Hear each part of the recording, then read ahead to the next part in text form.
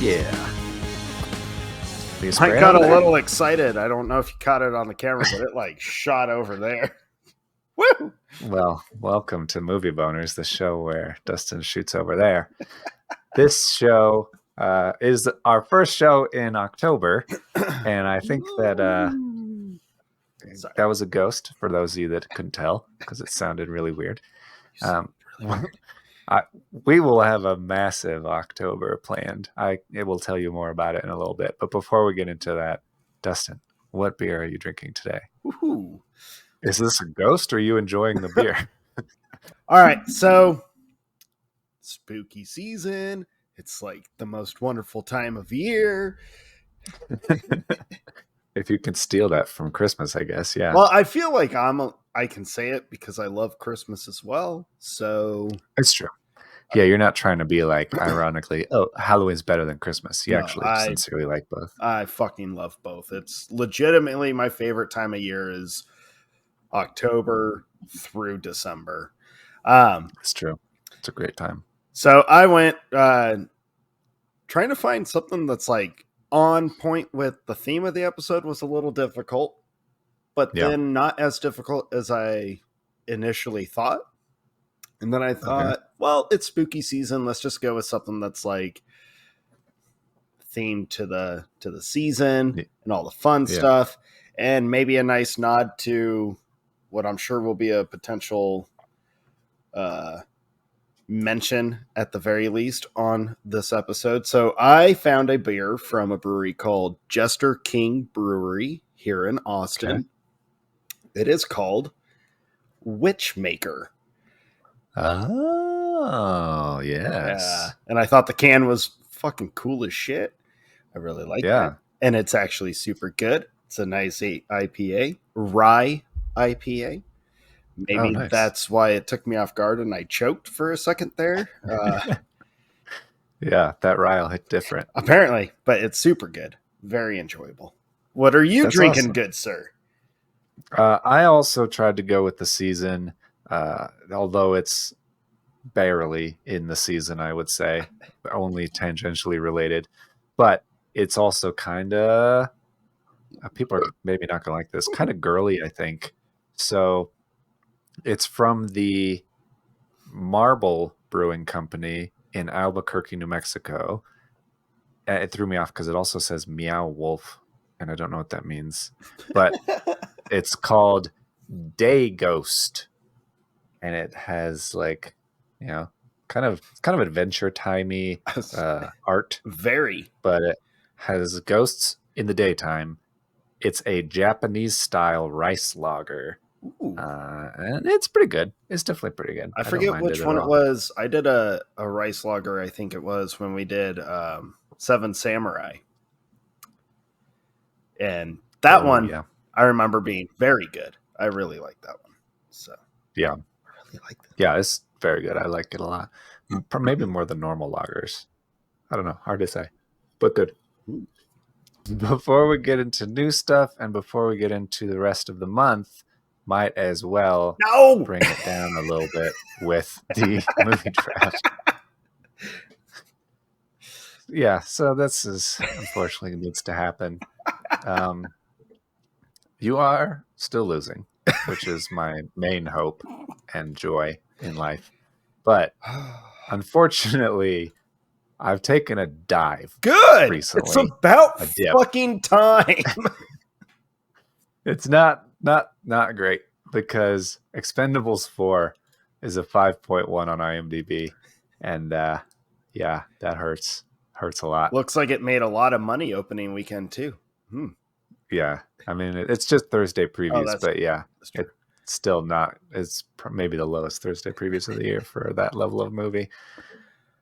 Haunting of Venice is medium, and Equalizer 3 is good, but small. And Blue Beetle, I don't think it's going to make any more money. I think it's done. I think they already took that out of theaters. Quaint little 121 million. Yeah, that's all. Yeah.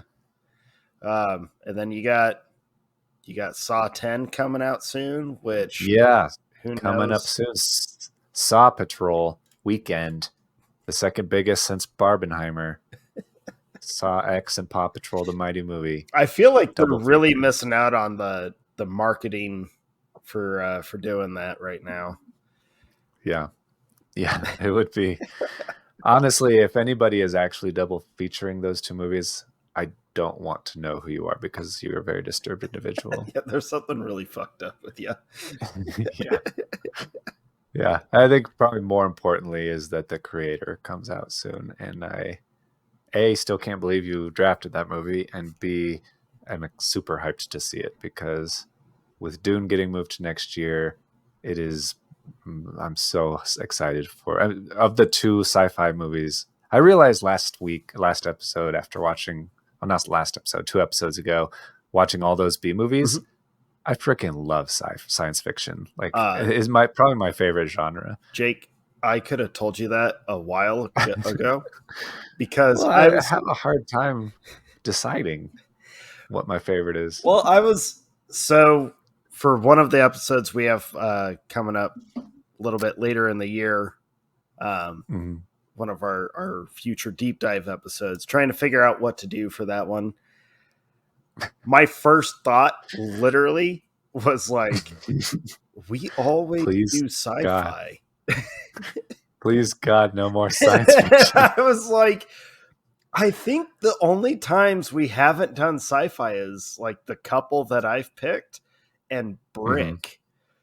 But I think it's always been sci-fi. And yes, I did Yeah. tell myself like, And Brick is weird enough and complicated enough that you're like, of course you like this, you fucking weirdo. but I was like, all right, I gotta take some rain on this one and be like, we're not doing sci-fi.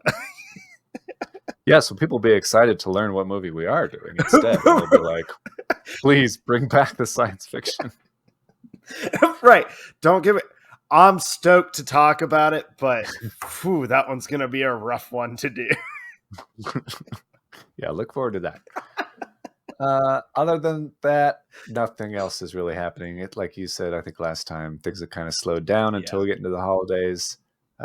But Sox, then the creator will be very interesting to see what happens there in the next week or two. All right. New stuff. What new stuff have you seen recently? All right. So I had one of those other moments because I've gone like 2 weeks without watching anything new because I've just been prepping for like the next 4 or 5 episodes, it feels like. But I did make it a point this time around. I was like, you're fucking watching some new stuff and you're going to catch up on a few that you've missed that have had a lot of hype, especially going into spooky season. I made it a point to hit up a couple big hype ones so I could finally be like, all right, I've seen them. Okay. First up was I went and saw The Nun 2. As I told everyone the last episode, I will break down. I will go watch it. I've invested into the Conjuring universe because, I don't know, I'm a fool. It sucks. It was bad. Almost as bad as the first one. Oh, no. It had a couple moments where I was like, ooh, you could, like, this could be the redeeming moment. And as I'm having that thought, it's like, oh no, you just copied the first one. Yep, this sucks. This is real bad. This is real bad. Yeah. Okay. Yeah. To the point where I came home and immediately watched the first Conjuring because I was like, there's really only 2 well done movies in the Conjuring universe. This is sad. But I needed to watch the Conjuring because I was like, I need a good horror film. I need something that's like before it became and to kind of thing. Double check that you're still a fan of it. You're like, do I care about this? Right. Still? I was like, oh, okay, have they totally fucked this up for me? And they haven't. I still love The Conjuring. But yeah, The Nun 2 was so dumb. Sorry, okay, Nun good 2 to know. fans, but it sucked. And then I finally got around to watching Pearl. Oh yeah. Yep. I've not seen that yet. That one took me off guard. You haven't watched it yet? No. I've seen X, but not Pearl. Okay. It is nowhere near as violent or as gross as X. and that kind of Okay. took me off guard. The movie was a little kind of like find your rhythm already, but it was interesting. The new Superman is in it. I forget his name, David something or other. Oh, yeah. He's in it, and I was like, oh, well, I guess now I've seen and heard the new Superman. And I was like, all right, so Mm-hmm. that's positive. I'm a fan of Ty West. I think he makes interesting movies, but there is a monologue in Pearl that happens, and I was like, yep, I'm a fan of this movie based on this Mm. scene. The rest of the movie is Okay. suddenly elevated for me. I enjoyed Pearl. It was pretty cool. Um, Good. but my main thing that I wanted to watch was this character, especially this year, I feel became like this huge. He built up all this hype, surprising hype that came out. The character's been around for like since 2017 or something like that. Art the Clown. So you heard of all the hype behind the movie Terrifier 2 at like the start of the year. Did you hear all this?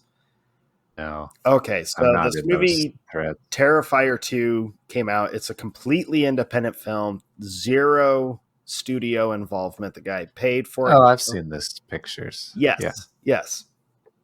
Is Huge there a hype. Terrifier 1 or is it a Troll 2 situation? No. There's like it's kind of a trilogy actually that I found out. Okay. Um, but like a lot of hype to it. It had this whole like watch if you dare kind of Yeah. marketing, like super gross, hyper violent. Like this is gonna scar people. And so I've been wanting to watch it, but trying to find it has been a little bit more difficult for me because I'm not internet savvy. And I finally found the trilogy. So it starts off with this one called All Hallows Eve, and it's like an anthology film where there's this kid finds a blank video or VHS tape in his candy bag on Halloween night, and it has three separate Okay. videos on it that are all fucked up, and this clown pops up in all three.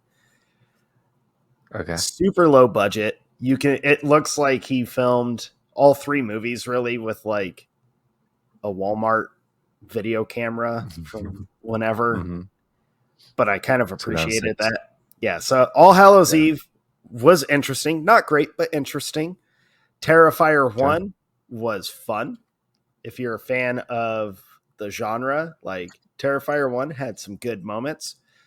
And then I watched Terrifier 2, and I am all on board with the hype of this character, this movie, this franchise, which I hope it becomes. It was so much fucking fun, and I'm sure people will be like, Dustin, you're so fucked up, because I found some of it very funny and very, like, Uh-huh. some of the grossest scenes I thought were hilarious. Yeah, not for the squeamish, but holy crap. I like it was that kind of moment, Jake, and you know me, you know I love the genre. Terrifier 2 hit every perfect note where it was like almost a love letter to the genre as a whole. From the Okay. 80s campy stuff, the comedic horror with like Evil Dead, the fucking Rat Monkey even makes a fun cameo that most people probably won't catch. And that Mm-hmm. made me like almost cheer. Yeah, I bet. I can imagine you on the couch cheering Oh at the yeah, screen. and then it's like it is hyper violent, not for the squeamish. It's gross. It's weird. It's so bizarre. But I was like, it's a 2.5 hour movie, almost 2.5 hours, and I was like, when it ended, I was like, yes, I'm so hyped. I want to watch this again. It's so good. Wow. Yeah. Does it keep the like interesting premise of All Hallows Eve? Or is It it just keeps building. So All Hallows Eve, okay? I was They're all glad that related. I It's the watched same all clown. three. I was glad that I followed the kind of succession of the films, just Yeah. because they hint back to a lot of stuff. You don't have to, but I felt it made it more enjoyable. And the Yeah. practical effects, it's like 99% all practical effects throughout all three of them. Very crazy low budget, Jake. Crazy low Yeah. budget. Horrible Nice. lighting, weird editing, odd sound. But when it ended, like all three ended, I was so happy that was the look. That was how they're made. I was like, Mm-hmm. this But, like, I was so happy. I haven't been this excited about a horror like franchise in a long time, and I'm stoked for it. Yeah. I almost feel like I need to warn my child, like, Dad's gonna have another clown hanging up on the walls, dude. Yeah, it's a weird looking one too. That's not exactly friendly And looking. he does not speak ever. Okay. That's probably best. It lends so much. Oh man, Yeah. it works so well. So very excited Okay. about those. Yeah. Nice. I watched, like you, I watched a horror movie with really unnerving clowns in it. I don't know what that says about us, but I enjoyed mine as well. I watched a movie. I don't know if you've heard of it. It's called Hell House LLC. I've heard of this, but I've never watched it, but I have heard of it. Okay. Is it? It's from 2015. Is it the found footage one? Yeah, so it's found footage, but it does so you have to like found footage first off, because there is a good amount of that, almost all of that.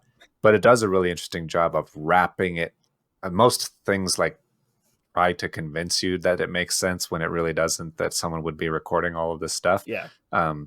It does a really interesting job of actually being found footage, but also being like a true crime documentary. Okay. That there's this haunted house that these people set up, and there's some incident happened on the opening night, and so there's all this like news footage and interviews with cops and reporters and stuff, and then there's like they find security footage and other footage that they shot while they were setting it up, and it like leads into that. And so it's really interesting. I really liked it quite a bit, and it's pretty unnerving as far as I've seen some haunted house movies that don't do as good of a job by far as this, and so I was pretty excited about it when it ended. So I would recommend it for sure. And then I got around to watching Talk to Me. Oh yeah, the A24 Australian horror movie, and it was also pretty good. I wouldn't say I loved it, but I thought it was different and interesting enough that I enjoyed it quite a bit. Did the kangaroos take you off guard too? No, because you told me about it, so I knew. Although I did tell Christy, I was like, "Oh, it's a little kangaroo." It was pretty funny. What's caught me more off guard is the fact that she left it there, and it was pretty sad that way. Yeah. But yeah, it was interesting and different. I would watch it again for sure. I see why people like it. It's pretty memeable, so I kind of get this generation's hype around it for sure. Yeah, I thought that my favorite part of it was kind of the lack of information on it, and like how they hint to so many different spirits. And to me, I was like, it gives itself such a great opportunity where you don't necessarily have to follow one specific character. You can just follow that hand almost and meet different spirits instead. That could be fun. Yeah. And that it's unclear where the hand came from and who got it and where it goes from there and how it gets passed around. Yeah, I think it's very interesting, and it's set up in a clever way that it could definitely be built on, which I imagine they will do. Mm-hmm. And then the other thing that we both watched a new thing. Yes, we did. And we actually got a private and very important message from Paul from Elevator Pictures, who is an independent film studio. They have a new film that they're premiered at the Jackson Art Film Festival, and it was just recently at the SOO Film Festival, SOO Film Festival. And they wanted us to check it out and review it and give our thoughts, and so we're going to do that. You unfortunately can't see it yet. It's going to be publicly available, I think, in December, though. Mm-hmm. So definitely check out _elevator_pictures_ on Instagram and elevator pictures _ on YouTube, because it was definitely a pretty interesting little film. 12-minute short film. Yeah. What did you think about it overall? So it made me laugh because I have worked with someone who is that main character, and I'm not going to go into any specifics. Mm-hmm. But, don't want to spoil anything. It's a pretty short film. But I have worked with that kind of human being before. Mm-hmm. And so I was laughing more at just the fact of like, oh dear God, I've been on the other side of this, like, of this. This is crazy. Uh-huh. I enjoyed it. I I thought it laughed a was, couple of times, mostly because of the guy folding napkins. For some reason, every facial expression he would make, I would just laugh yeah. at. Which I think was, I hope that was kind of what they were aiming for, was to be kind of a Mhm. little comedic, um, a little silly. I enjoyed it. Yeah. I mean, first off, I have a huge amount of respect. You and I have talked about this before, Mhm. long time ago when we did that Wandering Lions stuff. Um, Huge amount of respect for these guys, these people that are going out and making these short films, these independent films for like no budget. Mhm. You're making something, you're being creative. I think that's awesome. So I always start off on the like, I'm all on board side. This Yeah. entertained me. It was fun. I enjoyed it. It did make me laugh. I appreciated where it went because I kind of Yeah. felt that was the direction it was going, and I was like, "That's that's a good one." Yeah, I really thought, I mean, I know when it first started and a certain well-known but controversial talk show host came on the radio, that I felt that it was a good sign that the film was going to be brave enough to do something different and interesting, Mhm. because I think most mainstream Hollywood studios would not put that in their film or do anything like that. And so I was like, wherever this goes, I mean, it could go. I also did think to myself, I have no idea who this guy is that messaged us this link to this movie, and I don't know that what they're like, what they don't like, what their agenda is, or Yeah, anything. So I was like, this could be go the other direction. I was like, I could have just told Dustin to watch this random ass thing. I did But find I myself. liked where it went. Yeah, I did have for the briefest of seconds, like as I clicked the link and sat down, I was like, all right, here we go, let's do this. I had that thought Mhm. of like, Jake and I tend to say at least a couple things, and usually on purpose, and usually out of like spite and because Mhm. we feel it's okay to do this, where we purposely agitate the Mhm. the current social Yeah. culture, the sad, pathetic. Anyways, so part of me thought, if there was a way for one of these people to have heard an episode where you and I might get a little bit Mhm. soapboxy on some of the stuff, which we tend to do, I was Yeah. like, this would be a good way to like get under our skin. I kind of Uh-huh. hope this is not that, because I'm gonna have to like make a decision here. Do I be Yeah. humble or do I like kind of rip it apart? Mhm. And then it wasn't that at all. It just ended up being something funny to me. Uh, Yeah. so I was like, It definitely appreciated the direction it went and how it kind of subverted expectations. I actually have a movie on my list for this episode that I think does a very similar yeah, thing.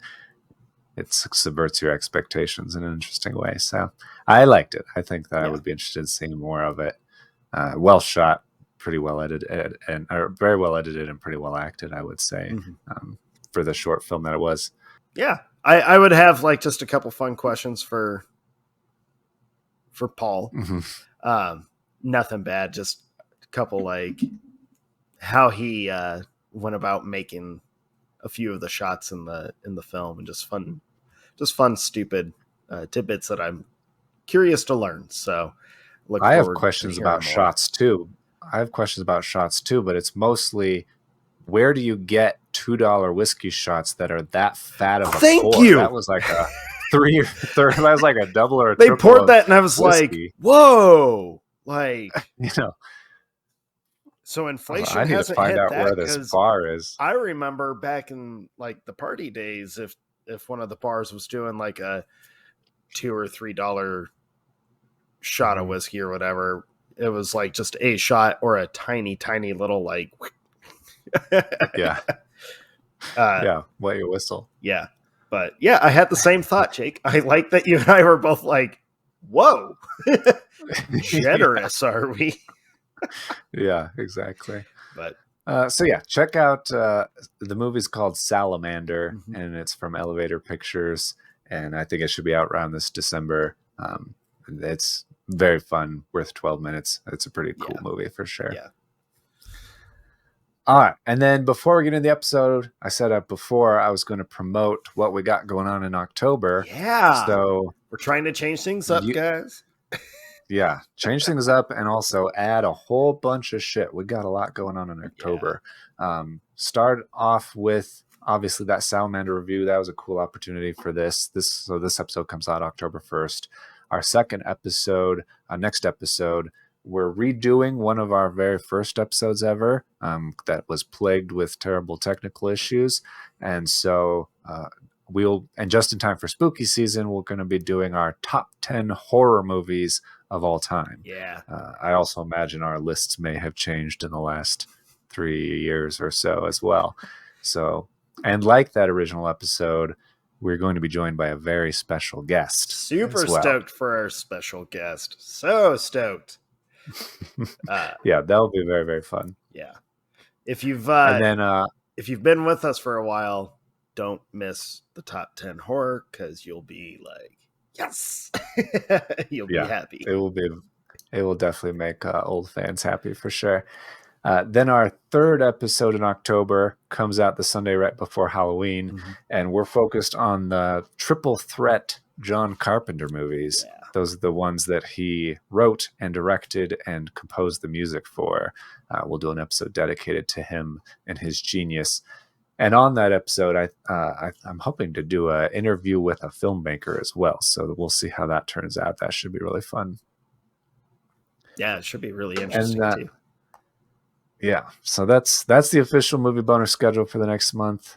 However, we also should have 2 guest appearances on other podcasts coming up as well. I told you last time that we were going to be on the B Critics podcast and that you should check it out. You can still check out their podcast, but you won't find us there because they had some technical difficulties. And unfortunately, we're not able to release that episode. But they didn't hate us. They liked us enough that they asked us to come back and record a new episode on a new topic. So just in time for Halloween, we're going to be doing a hidden gem episode on the movie The Final Girls. Which worked well for this episode. Felt was like, I realized that today. Very excited to talk about that movie with the B Critics again. They were a lot of fun. It is a shame you guys won't get to hear our episode because it was pretty great. But what an fun little bookended month for us. Yeah, exactly. That should be really good. So I think, that'll be towards the end of the month. And then also kind of towards the end of the month, we should also be on the Film versus Film podcast, putting our Martin Scorsese pick up against their Martin Scorsese pick. And kind of debating which is better. So we're going to bring our A game and see how that goes.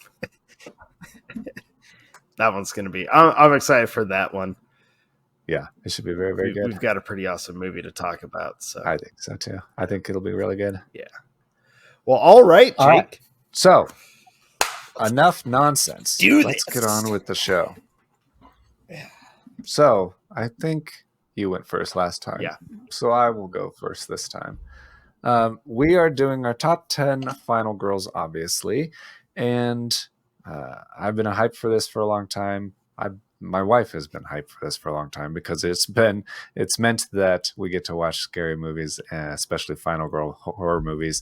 And she's very hyped about it. I was like reading her a list. I was like, so do you want to watch this movie or this movie or this movie? And she's like, this is the best options ever. Why are you asking me about just put one in and we watch them all. Yeah, exactly. So yeah, it's a fun time, especially we started in September, and so it's been going on for a long time. Yeah. Actually, before we get into it, I did want to ask you, do you have a definition of a final girl that you kind of went with, or is it kind of I mean, there's the textbook example, but I think that cinema has also subverted the trope and done different things, and Yeah, so trying to it have can be just complicated. one solid definition was a little difficult for me. I went into it with like a certain kind of way of thinking about the classic kind of trope of the final girl. It Mhm. tweaked quite a bit. So I will preface my list with I have some that will probably make people be like, whoa, what? Get over it. It's my list, but also I can defend it. Um, Yeah. I also have to say, I'm pretty positive we should put just a spoiler alert, technically, Yeah. because technically the final girls all kind of spoil who survives. Yeah.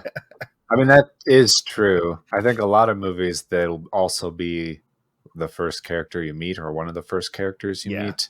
Um, but yeah, it does do interesting things sometimes where you don't really know who's going to survive, and then it ends up Right. with a final girl. Yeah, I have one on mine that made me laugh because I thought as a joke, oh, I wonder if she would technically count. And so I watched the Uh-huh. movie and was like, well, yeah, I think she does. And I went online and was like doing the Google, like, does this count? Like, what do Hmm. what do the internet peoples say?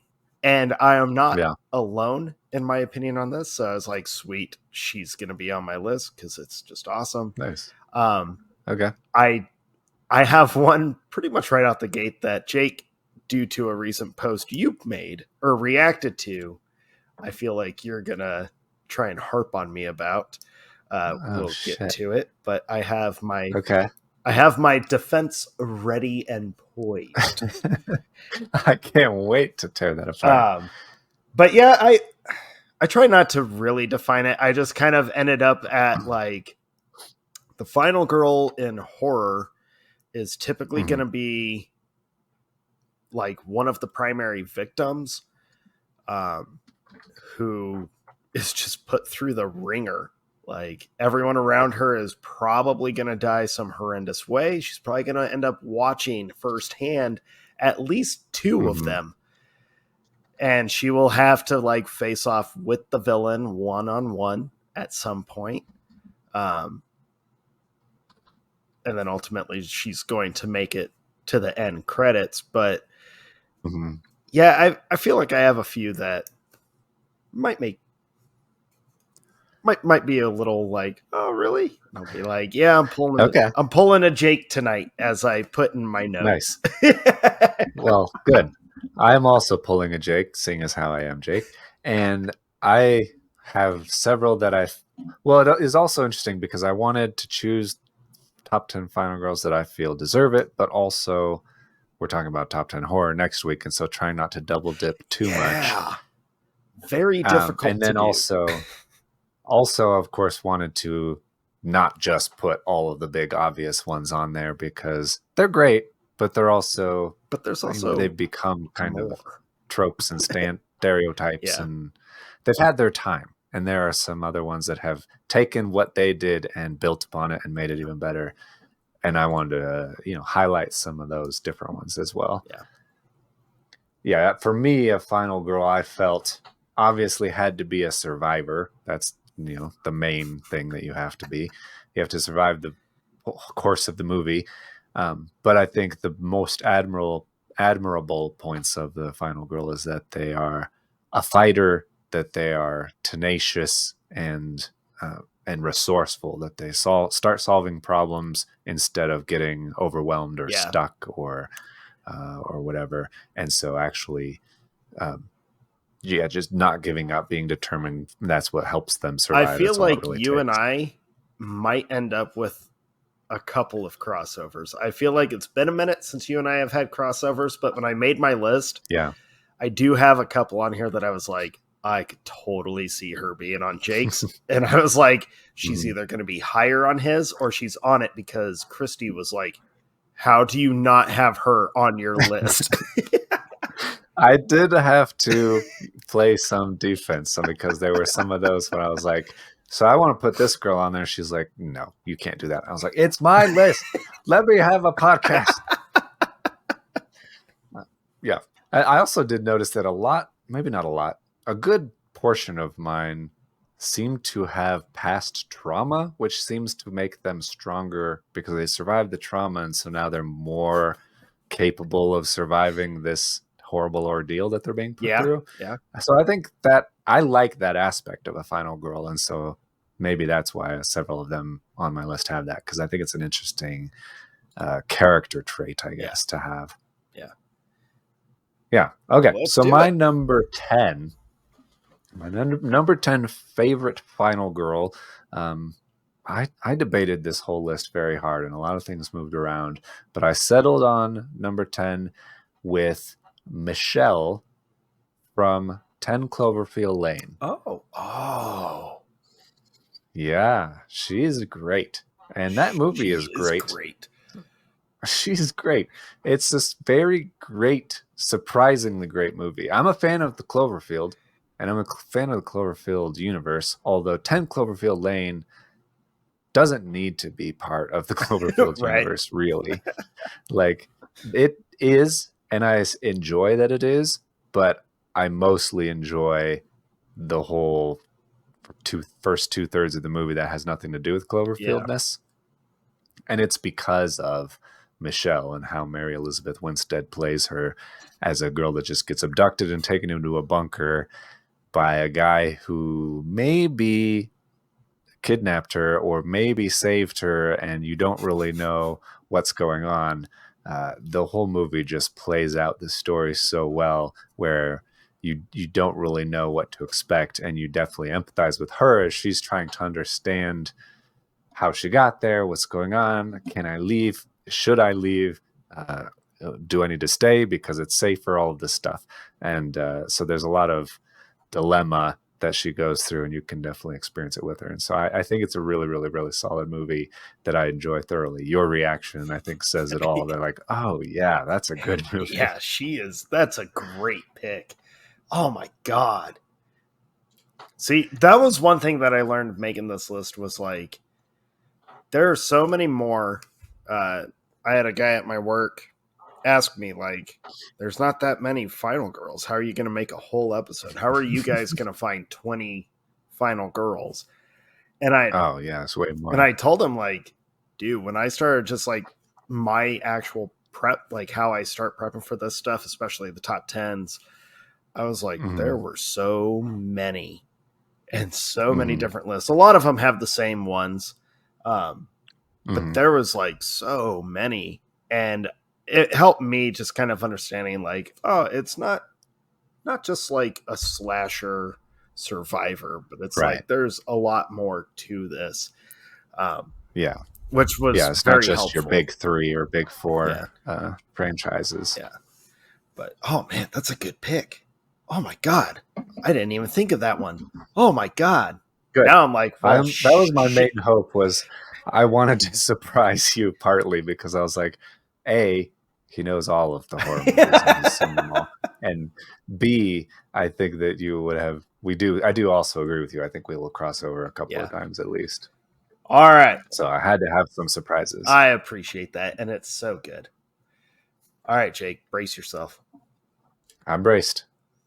Oh, I'm going to debate the shit out of this. This is the one you said I was. Yeah, this one might get a recently. reaction out of you. And I know damn sure your wife would be like, what the fuck? I'll text her right now. So interrupt Dustin's podcast to tell him that he's no. It might be good. I might change my tune. So let's see. She's on my top after you give 10, your spiel. So she's there, but she's not the final girl. Technically, there are other survivors with her, and that was why I was like, I think I have to put you down because you're technically not the final girl. But her name is like right there. She almost redefined the final girl in horror. So my number 10 is Sydney Prescott from Scream. I can already hear your wife being like, how the hell is Sydney at number 10? Yep. That's exactly what she's going to say. Sydney is amazing. I have nothing against her. She's incredible. She's the most resourceful character of the Scream franchise. Yeah. She's the reason we want everyone. Like Ghostface takes all of the marketing, right? But Yeah. I actually had this conversation with my daughter about this. She hasn't watched the Scream franchise yet, although she's been kind of getting a little curious about it a little bit. So I'm like, ooh, maybe I'll introduce you Mm-hmm. to Sydney. All right. Um, but we were talking about it, and she's incredible. Sydney's badass. And I told my daughter, like, Ghostface is on all the posters. Ghostface Killer is always just, he's the marketing. But everyone You goes to. almost said Ghostface I know. Killer. I realized, like, wait, isn't that a rapper? Um, Yeah. but audiences go to watch Sidney Prescott, and I told my daughter, like, to me, that's a big reason why the most recent Scream was not Mm-hmm. that great, because Yeah. we want to see Sidney go toe to toe with whoever the new killer is. But Sydney's Right. amazing. I've got nothing against her, but she's not the final girl. Gail survives. And then on Mm-hmm. top of that, That's especially in true. the first Scream, they're not even the last two. Like, so technically, Yeah. there are more survivors in Scream, and in all of Mm-hmm. the sequels, Sydney's never the last one. And so, for a Yeah. technicality, I couldn't put her higher than number 10, but I wasn't going to leave Sidney Prescott off of my top 10 because she, like I said earlier, she basically redefined that trope in horror. And Right. so, out of respect, she's still on the list, but Mm-hmm. technicalities dropped her. Yeah. Okay. That's very specific of you. Yeah. I've never known you to be very like factual and bullet pointed of, well, And technically she doesn't count. the reason I So was like, this might trigger Jake a little bit because, like, 3 days ago, you mhm. participated in a poll on our Instagram where they had Sidney Prescott and Laurie Strode, and they voted Laurie Strode higher than Sidney Prescott. And you were like, Yeah, fucking bullshit. blasphemy, bullshit. And I was like, Jake's going to be mad. Yeah, I was very surprised by that. So, yeah. All right. Well, I'm glad you read our Instagram messages. So that's good. I was on lunch break at work and doing that quick, like, I gotta go through. I was like, wait, Jake's calling bullshit. What did he call bullshit on? And it's like, oh shit. Yeah. Yeah, that Yeah. happens. Okay, well, that's very interesting. That throws my whole expectation of where this is going to go on off the rails. It is an overlap for us. I have her a little bit higher than you did. That's interesting. Okay, I did text Christy that Dustin has Sydney at number 10, and so you might be getting a text soon. Or she's just gonna silently judge me. That's fair too. Yeah, yeah. Okay, my number 9 then is from another kind of littler known movie, not one of the main big franchises. My number 9 is Erin Harson from Your Next, Erin is a which is badass. she's a freaking badass, dude. Like I hadn't seen Your Next in a while, and I was like, I remember it being okay, pretty good. I need to rewatch it, but I felt like she was a good final girl because I knew that she survived. And I rewatched it and I was like, this chick is tenacious and violent. Like she might kill more people than the actual attackers do because she's the completely responsible for killing all of them. I think And she does have the highest body count in that movie. she's like the guest at the family get together. She's not like nobody else in the family, none of the dudes, nobody else kills anybody. Right. She kills all of them. And yeah, so she's badass. She handles her shit. She knows what she's doing. And so yeah, I felt that she was really good. I also, side note, did really enjoy Your Next. I liked it more than I think I remembered liking it. I thought that the way that it reveals itself and builds on itself is better than I remembered, and so I'm gonna put it on my list of horror movies that I enjoy. It's a good movie for sure. Yes. But if you want to see a chick killing home invaders or murderers or whatever they are, check out Your Next, because she does a really good job of it. That is also a crossover for us. I have her Okay. higher on my list. Oh, Um, interesting. I love that movie. I have mentioned it, I think, several times on this show. It's one of my, and some people will be like, God damn it, Dustin. It's one of those that I would consider one of my comfort films, or like the movies I put on when I'm relaxing and don't really want to think about anything. I will typically end up finding myself watching Aaron fuck people shit up. Yeah, she's pretty good. Yeah. So, well, it's not that fucked up. Like, it's. I didn't say the movie's fucked up. I you said she fucks people up in that movie. No, but you said you fall asleep to it or enjoy it. When your comfort movies and people judge you for that. It's not that judgmental. I mean, I get judged like all the time for like relaxing to horror and some of the like more extreme. I do. You've even looked at me and been like, I think there's something wrong with you, man. Maybe not that kindly, but you've been like, what the fuck? Yeah. But I understand it. I know where it comes from. It's valid. It's valid. Yeah. Yeah. Oh, what an awesome pick. Jake, I'm proud of you. Thank you. I didn't even know I was going to make you proud, but I'm glad that I did. Well, you are. All right. My number 9 is from a very classic franchise. Everyone knows this franchise. Everyone knows the Killers. But my number 9 is not the one that I think most people would think of, because I think the final girl in the sequel is actually far superior than the final girl in the first movie. And so Ginny from Friday the 13th Part 2 is my number 9.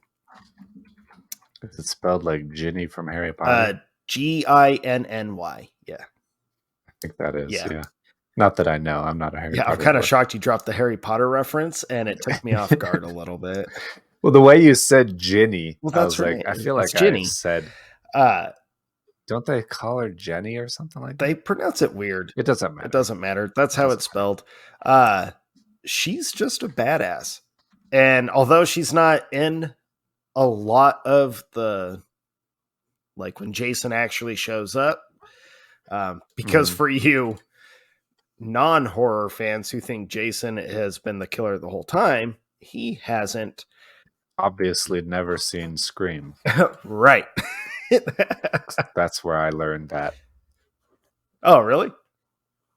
Yeah, that's like one of the quizzes that he gives, and I was like, oh, I didn't actually know that, because Friday the 13th is the series that I've watched the least of all the big franchises. Yeah. I have the whole franchise, but I rarely watch the whole franchise. I usually just watch the first 2 because they're the best. They're just good.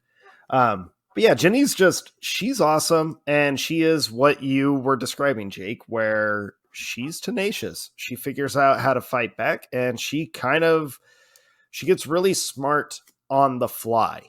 So she's very quick to adapt. She's very quick to realize what she needs to do and to try different survival tactics. The way that she manages to survive the film is probably the part of the movie that makes it so high for me, because I almost like it more than the original. Don't at me. I said almost. But she's also at number 9 because she is also not the only survivor, but she deserves a spot because of her will to live and what she's willing to just kind of put herself through to live. But yeah, so that's my number 9. She's cool. She's a badass. Okay. I appreciate your narrowing down of Final Girls. It's very much like the actual horror movie itself, that as more and more people get killed off, if a bunch of people live, that doesn't count as much for you, and you put it at the bottom of the list. If there's a sole survivor, that will be at the top, I imagine. Yeah. Okay, interesting. Yep. Okay, good to know. So now we know where this is going. My number 8, I think you alluded to with your beer choice, potentially, probably. Seems obvious to me. Yeah. It ties in well. Yeah. My number 8 is Thomasin from The Witch. Which, it's kind of funny to say which. The Witch kind of seems like a cheat in a way, because are you really the final girl if you chose to, join the dark side? I mean, it's kind of an if you can't beat them, join them situation. But also she's figures out that's the best solution. This is going to work best for me in my life, and goes with it. So ends up becoming a witch and serving Satan, and that's fine for her. For her in the woods, turn of this century America, whatever. Yeah. Yeah. I had that same debate. You were gonna say something. She is a crossover again. That's 3 right out of the gate. Wow. Okay. Thomasin is also on my list. I had the same kind of thought as you did. She's a little bit higher on mine. But she counts. I went this route with Thomasin. She counts because of the trauma that she goes through. It's still horror. It's a different kind. I mean, hers is like psychological abuse. It's right. Like, I mean, they're isolated. They've been ostracized. They've been kicked out. And depending on what theory you go with when you watch The Witch, their crops are bad. They've got, I forget what it's called, but it's like a rot. So of some people's theories is that the rot in their crops has actually kind of turned the family crazy, and that's why all blame goes towards Thomasin, why she's put through what she's put through. So I went the route, she counts because of the trauma that she endures, like all the mental trauma that she endures throughout the film. And then she does have a pretty bloody fight, and that's what I was like, yep, she's on it. yeah, it's a staple. You got to have a pretty bloody fight. That's very important. Yeah, I think that it's an interesting kind of coming of age story where it's all about the trauma in her family and being ostracized, like you said, and trying to survive on their own outside of the community on their farm. And then all of the crazy things that happen to them, or the craziness that they actually, become and do to themselves. But it is also, how do you fight off your family and their expectations of you and all this stuff, and become who you want to be, or who you will be, and go off on your own. Normally you just move out. You don't strip off your clothes and walk into the woods and become a witch. But like I said, to each their own. That's fine. I like this movie more and more the more I watch it. And I think the more I get Robert Eggers and all of the stuff that he makes, I'm like, I get you. I like you. Yeah. And I like where all of this goes. And so it was a solid one. I had to have it on my list for sure. Yeah. She is a crossover, like I said earlier, but in a little bit. So before we talk about Thomasin again, my number 8 is the one that I was like, I will probably get eye rolls for this one, but get over it. She has been around, especially for our generation. We've been watching her for years. She's the face of this franchise. She is straight badass. And for a chick who has no memory for the better part of the first movie, she holds her own. A lot of people would maybe argue that it's not an entirely pure horror film because it has a lot of action sequences in it, but there's still zombies. Yeah. There are still zombie dogs and weird zombie creatures. And Alice from Resident Evil is a straight badass. And she's over Ginny and Sydney And some people might be like, well, she's not the only survivor of the first Resident Evil as well, Dustin. I know. But her fellow survivor, you can argue, actually doesn't survive because he is turned into just this horrendous monster creature. Mm-hmm. So, but Alice, this was the one where I was like, wait, she totally counts. She's put through this whole like Yeah. lockdown. She's fighting off zombies. She's fighting off AI. People, AI is evil. Stop following AI. Um, Yep, that's true. and she's got it. She literally fights her way through the whole thing. She like has to watch this team that she kind of connects with just on a pure survivor level, and she's like Yeah. emotionally attached to them, not because she knows them, but because they represent something other than death, and then she's got to watch them all go.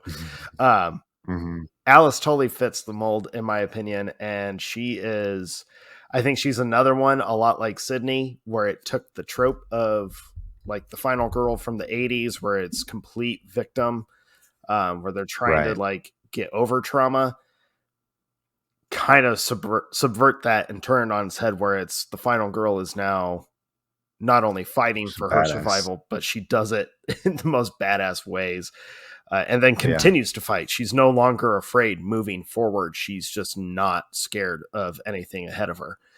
And Yeah. Kind of merging the final girl archetype with the hero yeah, archetype. yeah.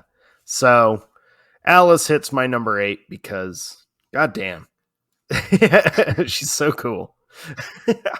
That's funny you say that. I've been thinking, I was like, I need to revisit the whole Resident Evil franchise because it's fun. It's a very enjoyable experience, and Mila Yeah, Jovovich plays Alice so well that it's just a fun time. So it I is. don't It's a fault you very for fun that at time. all. That's great. I love that. Okay, my number 7 is probably my first formal, normal final girl on my list. Um, I may get heat for this being so low because it is one of the heavy hitters, but I have my reasons. Uh, my number 7 is Ellen Ripley from Oh, Alien. all right. And I love Alien. I think it's a phenomenal film, and I love Ellen Ripley. Part of the reason I have her so low, though, is she only survives one film, and some of my other ones have multiple films. Also, uh, I don't know. She doesn't have a lot of the final girl, I don't know, gusto or backstory. She's not like a traditional final girl. Right. She's like, well, first of all, it's science fiction again, of But course, Alien which we toes talked that about. line between like straight It tells the sci-fi and line, but horror. It it toes that line. it is it does, but it has an AI ship that manipulates them, and a cyborg Yeah. alien, like a cyborg guy who gets his guts poured out when there's milk everywhere, and it's gross. But yes, it does. It is very, very much more horror than not, and and way more horror than the rest of the Mhm. franchise. It is kind of unique, I think, in that sense. So the first Alien is especially great, and Ellen Ripley's a big part of that. Yeah. But but I think that she does a great job of surviving and also doing all of the things that her crew can't do. Like her crew doesn't figure out all of the things that she does, and there's reasons that they all get eaten or knocked off or whatever, and she survives. And it all works really, really well. And so she was a great, great pick, but just not quite as fascinating or different as the rest of the ones on my list. And so that's why All she's right. at number 7. Well, that's fair. I get where you're coming from with that. Um, she's also a crossover. That's 4. Nice. She's a little bit higher on my list. Um, but We're gonna have I like get where you're inverted coming from lists. with your reasonings. I get that. Compared to some of these girls, um, I could see your argument. Uh, Hmm. I had to think when you were like, she only survives one movie, and I was like, oh, he's going with a technicality. As long as people like continue watching the credits, okay. Yeah, sure. If you can do technicalities for your final girls and Sydney, I'm gonna do it for this. 100%, and that's fair. That's fair. All right.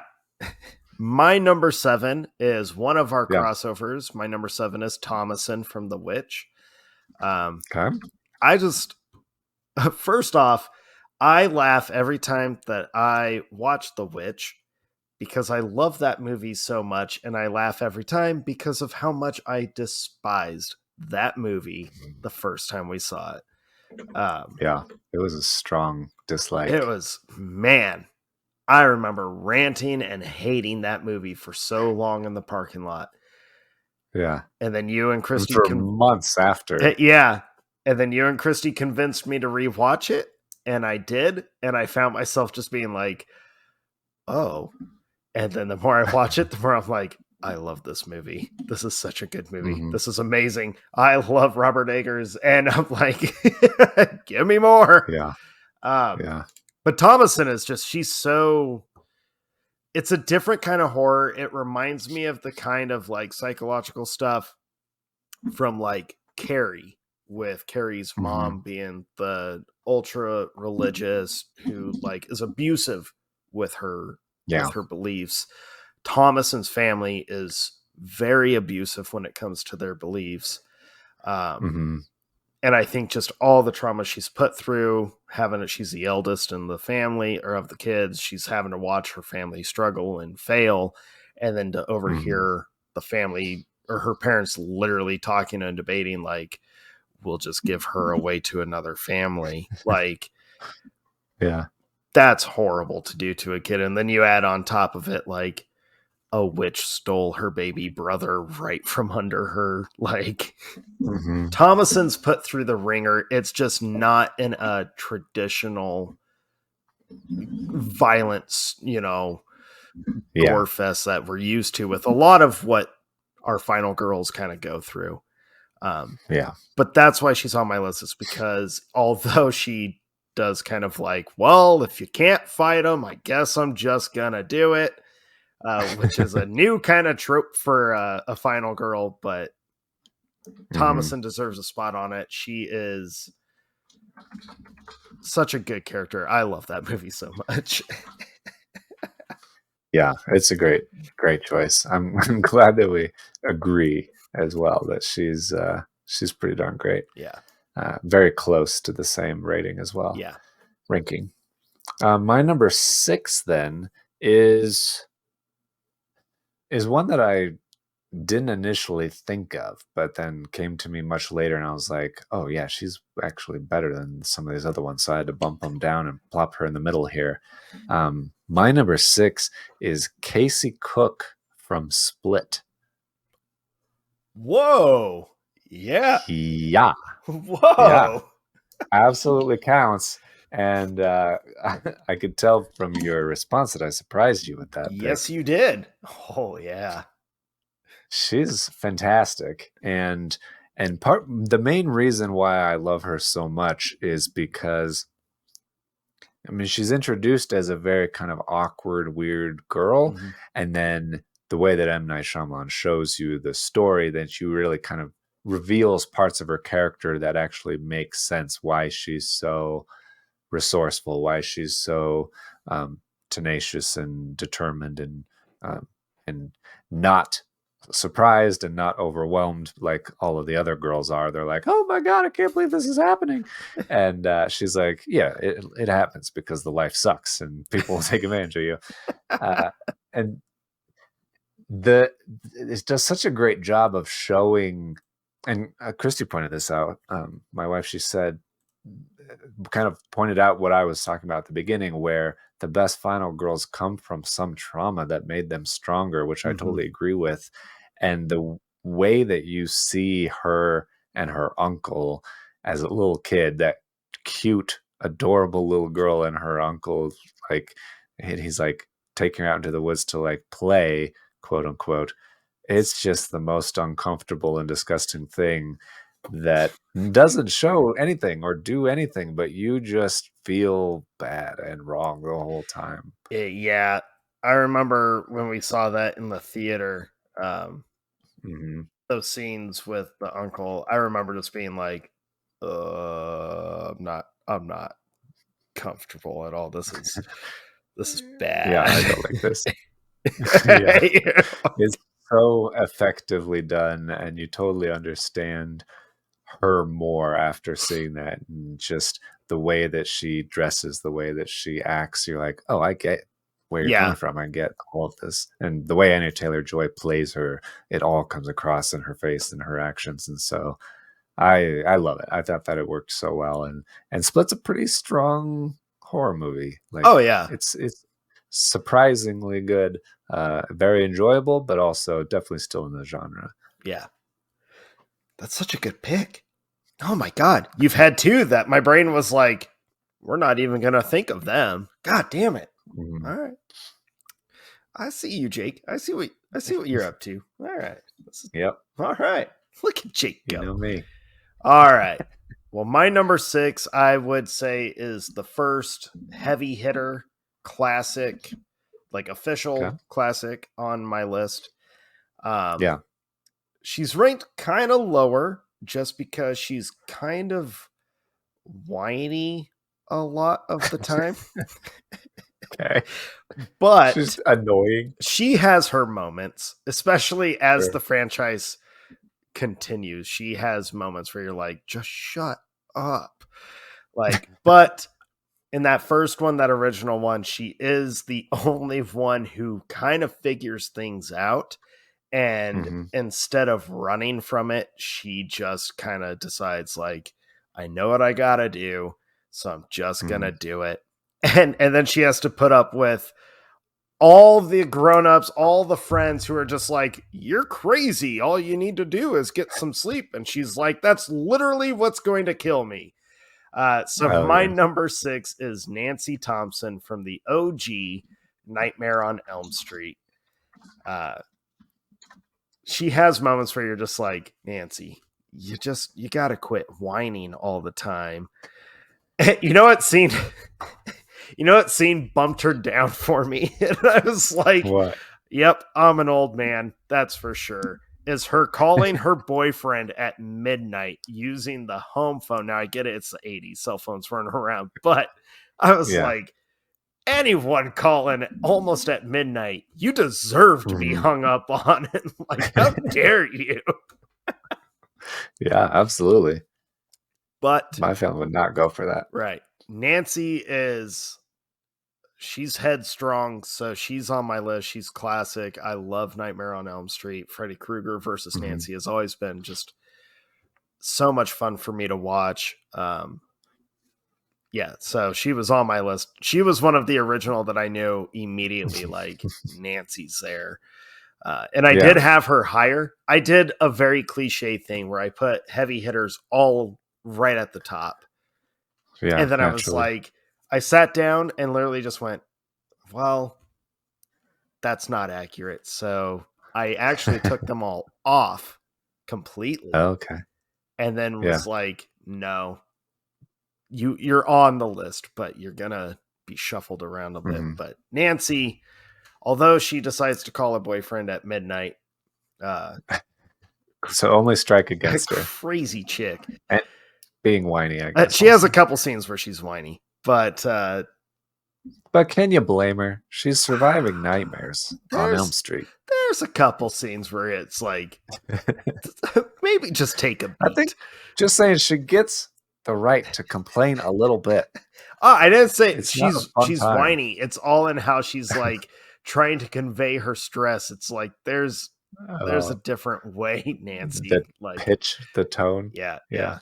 yeah. Um, but yeah, Nancy's awesome, despite the stupid nitpicky things that I just said, which were, Mhm. you know, more comedic than anything because I just thought it was funny. But Yeah. uh, Yeah, she's a great survivor. I Nancy like is a that. great survivor. She is the only survivor. Yeah. uh, That's a big one for yeah, sure. she's a heavy hitter for sure. Okay. My number 5 is the one I alluded to earlier when we were giving our review of Salamander, because Ooh. this movie has a similar, I think, subversion of expectations a lot. And one of the reasons I like it so much, because it's different than what you would expect. My number 5 is Crystal May Creasy from The Hunt, Oh, yeah. which is Yeah. a underrated gem that came out in 2020 during the pandemic that a lot of people missed, uh, based on one of my favorite stories, The Most Dangerous Game, and written by Damon Lindelof and Carlton Cuse. It's such a fun movie, and the way that Crystal, the first scene that you see her in, she's making a compass out of a needle with her hair Right. and putting it in the water and she's figuring shit out from the jump. And so that, I think, is a great introduction to her character. You don't even know she's the main character for a lot of the beginning of the movie, because you're like, I recognize that Mhm. actor, I recognize that actor, and then they all end up dying. And then you end up with Crystal, and the way Betty Gilpin, who I have loved since Glow, Mhm. she's a phenomenal actress. The way she plays her is so good, and she's, you don't really know why she's good at all these things other than she's from the South, and of course they all know how to use guns and hunt and fish and all that stuff. That's what you do. But the movie does such a good job of, like, playing into the tropes of middle America versus, liberal elites, basically. And then also, but you would expect it to go one way based on it being a Hollywood film, and then it always goes the other way, and Yeah. always, as the people that are saying the craziest things end up being right, and you don't really know what to expect when you're halfway through the movie, because you're like, well, yeah, that makes a lot of sense. And so I highly recommend this movie, even if you don't like horror movies. It's just a fun movie. It's also the movie that sticks with me because it's the movie that I learned the biggest lesson from a villain in, which is how to cut a tomato properly, is that you should use a bread knife. And I've been doing that since I've seen this movie, and it's changed my life. I absolutely swear by using a bread knife to cut tomatoes. It is the best thing you should do. So, not that it has anything to do with being a final girl. It has more to do with being a villain monologuing about nonsense, but it works, and villains should do it more often, because I learned a lot from it. That movie's so So The good. Hunt, that's great. That is a fantastic pick. Although I didn't even think of that, that pick is not surprising at all to be on your list. And I mean Yeah, I that didn't in the think it was. most, like, the nicest way. I know how much you love that movie. You were the one that was like, you had told me several Mhm. times, you gotta see The Hunt. And you were right. The Hunt is amazing. It's hilarious. It's brutal. Um, and the fact that it's completely opposite of what you would expect from Mhm. Hollywood makes it that much better. I think because of what that movie is probably. I think that movie was set to fail, despite, even without the pandemic. Had that not been a Yeah, thing, probably. I think that movie was set up to fail because of what that Mhm. movie says and shows. Um, Yeah, I bet you're right. but The Hunt's fantastic. What a good pick, Jake. I like that you and I, because The Hunt to me would almost be like Resident Evil, where it kind of goes Mhm. into a more, like, people would view it as an action movie that has Yeah. horror elements. Um, but I like that we both picked Final Girls that are just badass. Yeah, absolutely. Know how to fight. All right. Yeah, it's an important aspect. It's best Yes, if you know how to fight. it is. My number 5, I guess technically I should have put her a little lower, but Oh, no. I put her Okay. at number 5. She's in the middle because, one, very nostalgic for me. I have great love for this character because this franchise, her and the main killer or the killer, completely Yeah. changed, like, horror for me. There's been a huge part of my fandom of this genre. But she's at number 5. One, because she doesn't ever really fight. She kind of like just manages to survive and get herself and the 2 kids that she's babysitting out of the horrible situation that they're in. Okay. But I also wasn't going to put her too far low because to me, she's like the OG final girl. Laurie Strode is my number 5 from the original Halloween. Mm. Back when Halloween was amazing. Fuck you, David Gordon Green. I was curious. This is the one I was the most curious about because I know you are a Halloween fan and you have been forever. Yes. And you hopefully will always be. Yes. But I also know that you've had the Star Wars effect recently where you've started to question that a little bit. Been forced to. I was challenged. And I was challenged. I didn't know if it would show up on the list. Halloween Ends really, really hurt this franchise, in my opinion. Halloween Ends was a bigger travesty to me than like the Star Wars prequels and The Last Jedi combined. Yeah. Yeah. It really hurt the franchise to me real bad. But because I did question for a long time, like, it's ridiculous. I'm fully aware, but I fully questioned, like, at one point thinking about, like, do I take down all of my Michael Myers? Like, do I even put Michael up? I just, because it was such a travesty to me how David Gordon Green completely annihilated such a great character and story. But then I was like, you know what? H2O is way better than Halloween Kills and Halloween Ends. Yeah. I can always just stick with the OG through the terrible 2001 finale of Laurie's story, right? It's like, I can stick with that. That can be my actual Halloween franchise, and I'm happy. I'm good with that. So Laurie is you can even pretend that Halloween 2018 is the end. I could. And that's the end. I mean, it kind of leaves it on a cliffhanger. You could choose to believe that if you wanted to, I could. Go the delusional path. Well, I could do that, but I haven't even been able to bring myself to rewatch that one because I know where it goes. And and I'm like, I think I'm sticking with my my originals. That might sound like a little horror pretentious to me or whatever. I don't care. Fuck David Gordon Green. Fuck him in his stupid movie franchise ruining face. I think The Exorcist looks hilariously horrible. It looks like it's trying too hard. He's going to rape and destroy that franchise as well. Fuck you, David Gordon Green. Fuck you and your stupid face. This generation's George Lucas, it seems like. To me, yeah. Yeah, so Laurie's my number 5 because she's still awesome. She's still a survivor, and finding your best friend's bodies lying around and knowing that you are being stalked on purpose to be the last victim while trying to keep 2 10-year-old kids alive. That's a heavy burden for one to have. Yeah. So admirable. She is my number 5 because she's kind of like the baseline for Final Girl to me. So that's true. That's definitely true. She's kind of a good middle of the road choice, I would say. Yeah. Okay.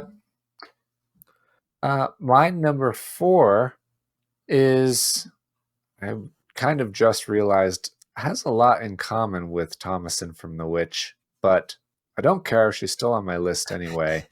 My number 4 is Danny Ardor from Midsommar. Oh, yeah. Yeah. She's also I would say she's so much of a join them kind of a person. It's debatable that she doesn't have a lot of other choices. Well, you make that same debate with Thomasin. You could, but I don't know. I feel like Danny, it's not that her family abused her and went crazy. It's that her family died. It's not a spoiler alert. It's the beginning of the movie. Her family died and her sister killed them, and she has nothing left Yeah. really. And then basically finds family again in a different way. Blech. And Blech. it freaks Dustin out because it has to do with cults basically. And I love Midsummer because it's a horror movie, but it's so different because you don't expect anything terrible that you see to actually happen. Like when you watch a horror movie, it gets dark and there's music and there's things that happen. And you're like, oh no, something terrible is about to happen. In Midsummer, it's bright, it's beautiful, and then this guy's face is getting bashed in, and you're like, what the fuck? Or you see a weird tapestry of a hairy vagina getting like trimmed. It's a very unnerving film that you don't expect anything that is going to happen to Mm-hmm. happen. Uh, and and I think the unnervingness of it lends to the tension for sure.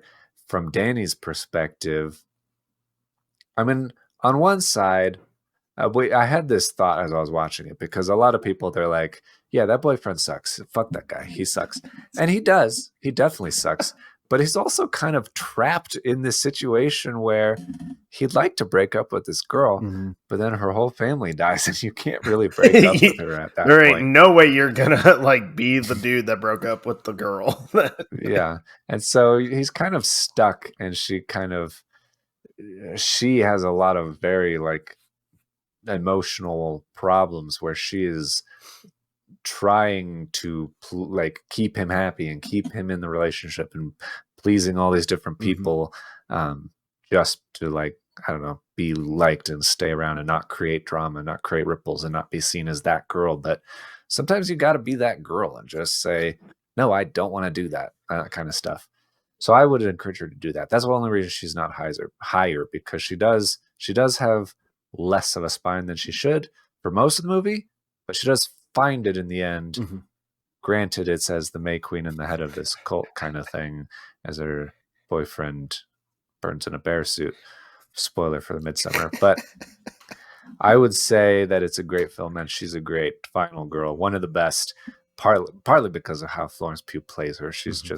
She's a great crier, and it's a great movie about grief as well. So it fits so She well. is a fantastic crier. She's got that patented Yep. frown face that she does really Yep. well.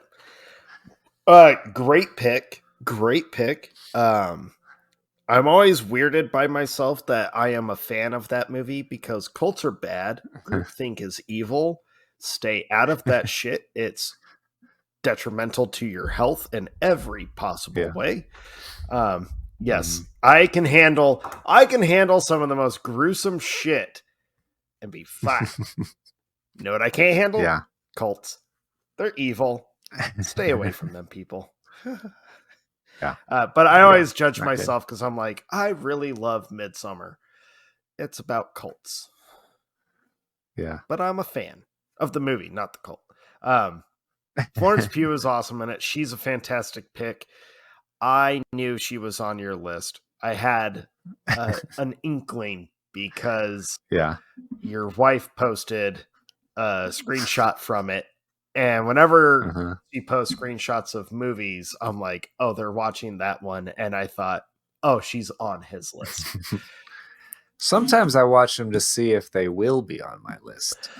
That was Not one often. that I felt was like, that would be a Christie argument of why she should be on the Yeah. list. She was one of the first ones I think I had Oh, on really? there.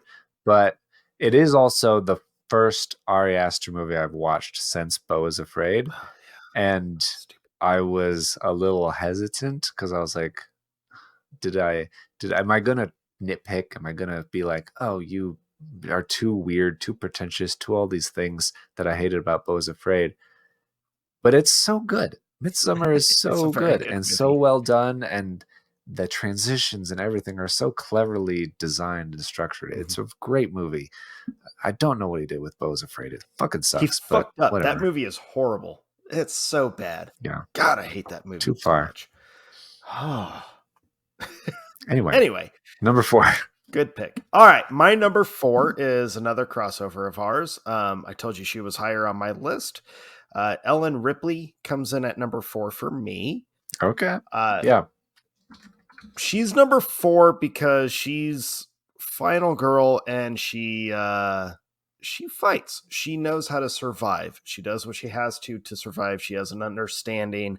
What really cements her high up for me is the conclusion of Alien, the first one, where she is trapped in very close quarters. There is no place to hide. There is no place to run. She fully understands.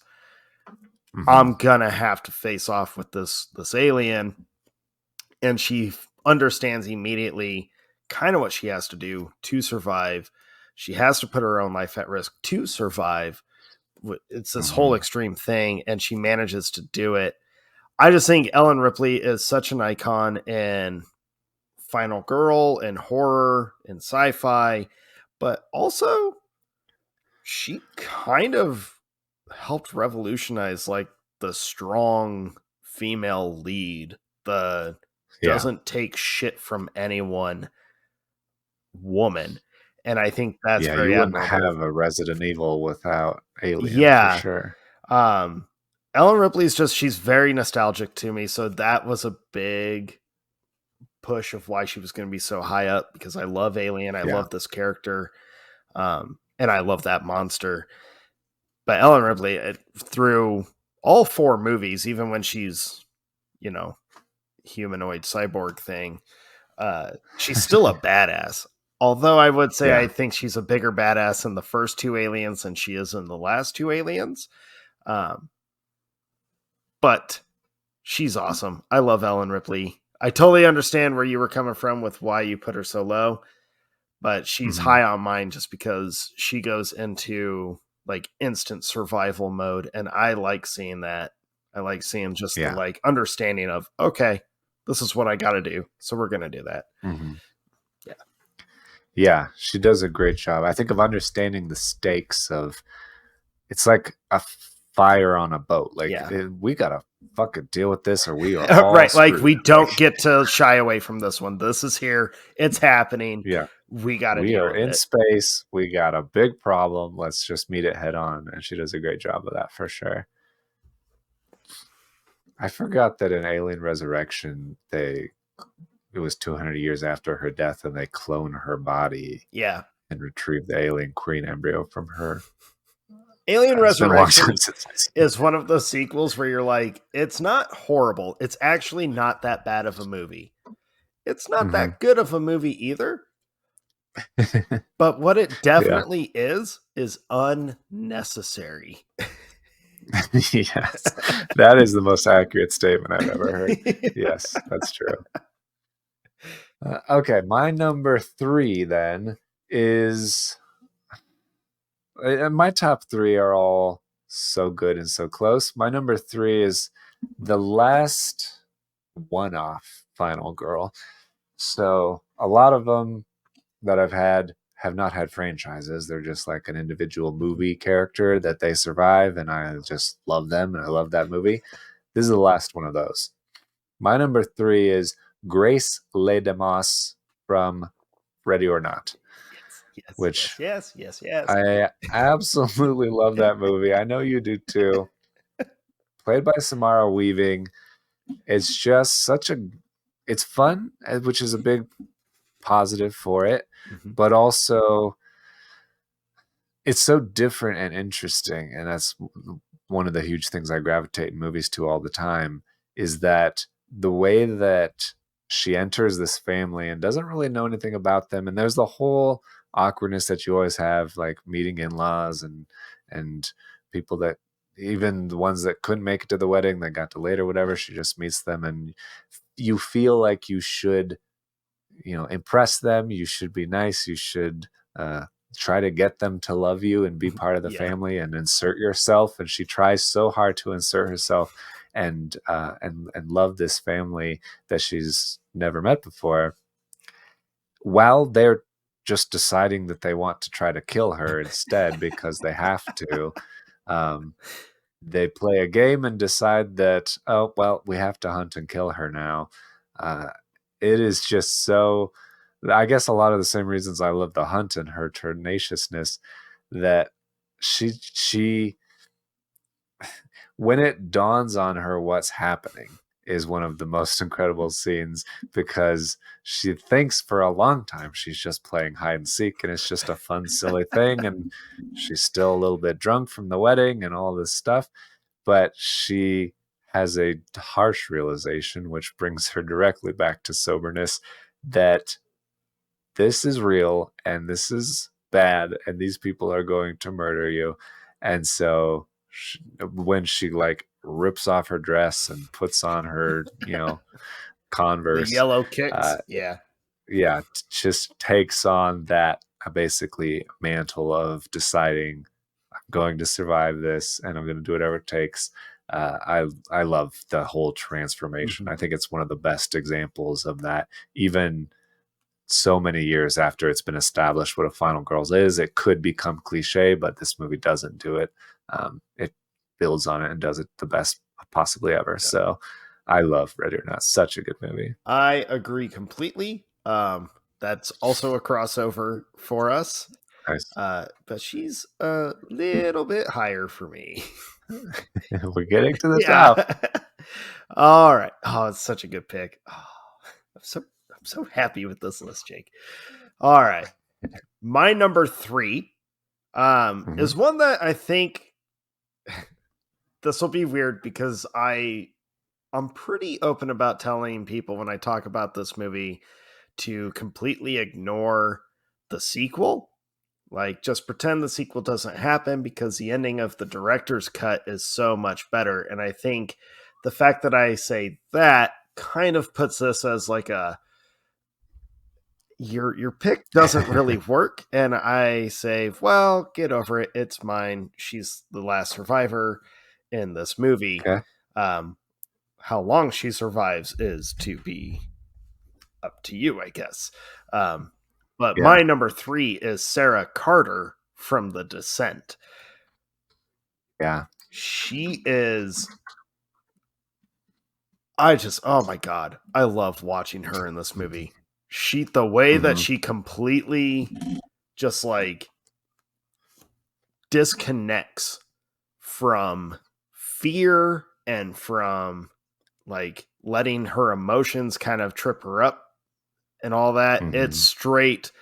She understands pretty fast something not right is going on. And she's been through the trauma of watching her husband and daughter die in like one of the most brutal and abrupt ways I think ever put into a monster movie. Yeah. And then being taken on this cave diving trip with her friends where she learns her friends aren't exactly they haven't always been completely honest with her, and there's secrets and there's disloyalty in the group. But then when the creatures arrive, she's almost instantly just like, she gets knocked down.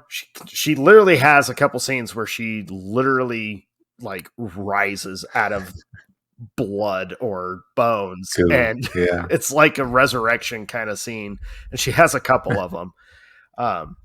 But she's just so intense to watch. She is the movie is intense and squeamish already, but when you watch her, she does such a good job of just being so driven for survival that you almost forget to be afraid of the stuff going on around these women. Yeah. You just like, I just need to watch her, like, because she's gonna kill everything that comes in her way, and she kind of does. Yeah. She definitely starts to convince herself that she will get out of this, she will survive, and you basically, as the audience, believe her. Yeah, you're like, yeah, I'm just gonna along for the ride at this point. Like her scenes, you're never afraid. Everyone else's scenes, you're like, someone's gonna die. Yeah, 100%. Yeah, she's just. I love this movie in general, but that character is just such a incredible character to me to just watch the progression of her go through joy to absolute devastation and grief to survival, and then at the same time having to deal with grief, like having emotions kind of well over, and she's just incredible to me. I love this character.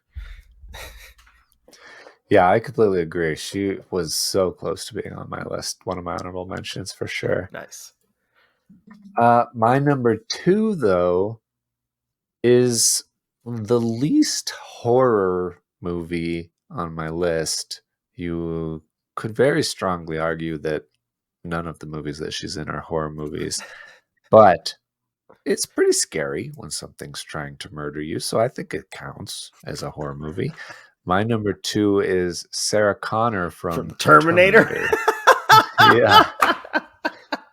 And Terminator 2 and all of the Terminator movies, the whole franchise. She's, like you said, a badass. She is initially a normal woman in the 80s, living her life, and then suddenly tries to get murdered, but from a cyborg from the future for no reason, because she doesn't have a baby yet. I don't know why you're trying to murder me for my child.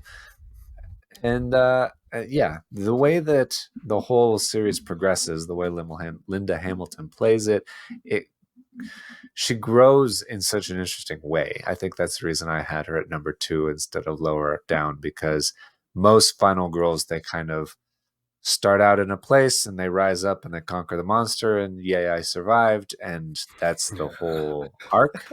And then the next movie is basically the same, or it's like, oh, I survived the last one, I will teach you how to survive again, kind of thing. Sarah Connor's so great because she starts off at level 1 of just a normal NPC person on the street, and then is taught basically how to survive all of this stuff, and then takes that, obsesses about it, becomes like strong and capable and badass, and then tries to teach her son to be strong and capable and badass, because not only does he need to survive all of the people trying to kill him and cyborgs trying to kill him, but also lead a future government at some point, and a rebellion and all that stuff. So she is the best. She is a huge survivor. I felt fit all of the check boxes of a final girl, and so she's my number 2. See, and I thought people would roll their eyes with my pick of Alice being more action genre than horror. I retract that. You went straight like yeah, you're crossing genres completely. Is it a rule that you have to be in horror movie to be a final girl? That's the question. I feel like the final girl trope is always associated with horror. Almost always. I feel like it is always. Oftentimes associated. It's possible. But debate me if you want. I like your reach for like having a cyborg robotic system coming to murder you through time. That's kind of scary. Yeah. I would agree. I would say the first Terminator is probably the most suspenseful, whereas the rest of the franchise is not. It's just action sequences, and everyone waits for Arnold to make a cameo. Right. So I'll give you the first one. Okay. I'll take it. That's all I need. And Sarah Connor's a badass. I can't. No one can take that away from her. I think it's funny that she's now appeared on 2 of your lists because she was on your top moms list too. I think she was on both of our top moms. I probably was. Yeah. Yeah. I like it when you have a crossover list because you've given me shit for mine with Happy Gilmore being on like 3. Yeah, we're still not at Happy Gilmore levels. We're at 2, and that's okay. You're getting there, damn it. You're getting there. All right.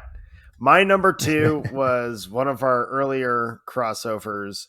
Um, Aaron Harson is amazing. Her Yeah. survival skills are just so entertaining to watch because she goes straight, like she's another one where she's not afraid. She sees the first body drop, she hits the floor and instantly is like, you all need to listen to me because I can help you live the night. And then they all make terrible decisions and die. And she's like, I guess I'm killing everyone. All right. Yeah. She has also some of the best dialogue. And I won't spoil the whole thing, but one of my favorite pieces of dialogue is I killed him with a blender. Um, he's in the kitchen. Yeah. Absolutely. I love that. But she gets put through some kind of violent scenarios that are just like they're actually gross just because of the wounds that she gets. Like the shard of glass in her leg, Mm-hmm. that close-up shot of her pulling the glass out of her skin is still like, Mm-hmm. this is ew. Yeah. But she's so cool. I mean, I love Your Next. I already told you it's like one of my comfort movies. I'm always in a good mood when I watch her kill all these home invaders thinking they're like badasses. Um and I mean they're effective. They know what they're doing. Yeah. It's just fun watching her outsmart them. And even when they think they've Mm-hmm. got her like on the ropes, when they think like, oh, there's no way, she's like, well, now you're gonna step on Mm-hmm. a board that I hammered a nail in, and I'm gonna bash your face in like you wouldn't believe. So, Yeah. Home Alone style, but also not but Home Alone not Home style. Alone style. Yeah, I think that they definitely, I think part of the reason is that they underestimate her. That they don't think that she'll be as capable as she is, and they're like, "Oh, this will be easy. We know what we're doing. We are people who have killed people before, and so it should be a cakewalk." And then she gives them resistance. She definitely does outsmart them, but she also, I think, is just fights back and resists, and they don't expect that. They expect it to be easier than it is. Yeah, they're kind of basing their whole invasion off of, we'll scare this family so bad that the kills are going to be super easy, and then they Right. realize like, oh, we haven't actually scared this one. uh she's not running out of fear, she's running because she's just trying to like stay alive long enough so that she could kill everyone. Yeah. Yeah. She's coming back for you. Right. Yeah, she's just, her character and this movie are just, I love them. That's fantastic. Yeah, I agree completely. My number one, when I told you that my your number 10 was a little bit higher on my list, I kind of lied a little bit because it's a lot Yeah, higher on my I list. kind of completely already figured she was your number one. My number one has to be Sidney Prescott from Scream, because even though a lot of other people survive, that doesn't really matter. I don't really think that you think of the fact you're like, oh, Dewey lived, Gail lived, all these people lived. Like, that doesn't really matter because it's about Sydney, and they're coming after Sydney always. She's the target, she's the key, and and then so she, the being the one that survives, then is more, I guess, more impactful. That the fact that Dewey survives, they're not really, they don't care about Dewey. Dewey's just a dude who's a doofy deputy, and he's a nice guy, but he's, if he didn't insert himself, he also wouldn't be in danger ever, Ever. because Yeah, they yeah, don't that's care. true. And but Sydney, of course, is, it's all around her. Everything, the world is built around her, and so for her to survive is completely means that the killers failed. That's Mhm. their whole goal, is to actually like kill her, complete the meaning of everything they're trying to do. Depends on the movie, but it's always changing. But that's the goal all the time. Get to Sydney. Um, I love it. I think also especially because Wes Craven and Kevin Williamson redefined the 80s final girl trope Mhm. of, oh, well, a final girl is like a virgin. She's all these things, and you have to be this in order to actually count and survive. Um, and partly because the movie plays on the rules of horror movies, and this is what you have to do in order to survive a horror movie. It flips that trope to be, you don't have to do Mhm. it. You can do these other things. It's the 90s, man. You can do whatever you want. And so Sydney has sex. She has a boyfriend. She just like, it does all of these different things, but it does it in a way that's also still very much built on the foundation Yeah. of the final girls that have come before her. Mhm. And it never feels like it's trying to be different. It just feels like it's trying to be the next thing, Yeah. and it's just always becoming the next thing as it goes along. And so I agree with you absolutely. She is the reason that you go to those movies. You want to see Sydney. You want to hear Ghostface call you on the phone and go, Sydney. Like the Hello, way he says it Sydney. is so perfect that it's just, to not have it, it doesn't feel like a Scream movie. So Yeah. I hope that they resolve that. I hope that she comes back at some point. The last one was not bad, but it also wasn't as good as I think it could have been for that reason. So Oh yeah. she is the best. I think it's possibly the greatest horror franchise, possibly the greatest horror movie, and so it deserves the best final girl in my mind. And that would be why I have her at number one. And I totally get everything you said, and it's weird because I put her so low on a technicality, but Sydney really is. I mean, she's awesome. She's still on my list, and I Mhm. I yeah, I am one of those audience members. I don't watch it for Ghostface. Like, one, I know who all the killers are because I'm a fan of the franchise. Um, Mhm. but you watch it, or I watch it because I like watching Sydney survive. I like watching her fight for her life, Mhm. fight for Gail, fight for Dewey when she can. Um, Yeah. and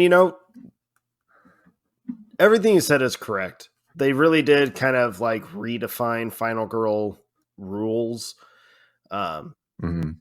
and kind of poked fun at like the horror genre rules, if you Yeah. will. And that was, I mean, that's the whole point of Scream, is to be meta and poke fun at the obvious kind of Yeah. goofy things that the genre does. Not shocked she's number one. I knew she was gonna be your number one. I was like, it's another thing that cracks me up that we kind of bookended again with like the same character. Um, Yeah. I think that actually says a lot of just how big of a fan of Scream and Sydney that we both are. She may be my Mhm. number 10, but she's kind of like Laurie Strode to me, where she's like almost so obvious. She's really like, she sets Yeah. the bar. She's like, without her, Yeah. this character, or this trope, or this genre just wouldn't be the same if we didn't Mhm. have these characters. So I'm in agreement with you. It's just kind of funny that like I'm using a technicality, which kind of goes against my nature, but I had to. Um, Yeah. Yeah, keep it different. yeah, That's good. Yeah, I agree. I think that Sydney is kind of the next generation after Laurie yeah. Strode. Like Laurie is the 70s version, and that was great and it was good. But then that generation had kids, and that became Sydney, Right. and she grew Because up to be really, a I little bit mean, rebellious, a little bit different. the final girls between like Halloween to Scream, a lot of people probably wouldn't even recognize like any of them or be able to tell you any of them. Yeah. Um, Hmm. so I completely agree with your statement that Sydney became the like legitimate next one up. Like, here's the new Right. version of this. 100%, I agree with you. Um, Yeah. Yeah. So not shocked. I'm glad that she's your Okay. number one. Your wife never yelled at me, but I'm sure she's rolling her eyes in severe judgment at me. Yeah, I'm sure. And that's okay. All right. Well, my number one, as you should not be surprised, I have been obsessed with this movie since I saw it in theater on a whim, knowing nothing about it. Grace is amazing to me. Ready or Not is one Yeah. of the most enjoyable, original, like, so many people, myself included, complain about we have too many sequels, we have too many reboots. Where's the original thought? Ready or Not is that original thought. It's one of the greatest like modern horror films I think I've seen. It's so enjoyable. Yeah. It's funny, it's gross, it's intense. I can't remember the last time I had rooted for a character so much because you fall Yeah. in love with her character from the very first scene of the movie. You just like instantly Yeah. are like, I love her. She's amazing. Yeah. Yeah. Huge credit to Samara Weaving and how she plays her, because she's so endearing and disarming that you're like, who could not love her? Yeah, who the fuck is so messed up in the head that they would want to Yeah. murder her? Like, Yeah. Exactly. yeah, this movie is perfect in every level to me. One of the things that really just, the angrier she gets in the movie, and that's really what kind of put her at number one for me, is like her survival isn't just based on this like disconnect of I just have to keep going, I gotta survive.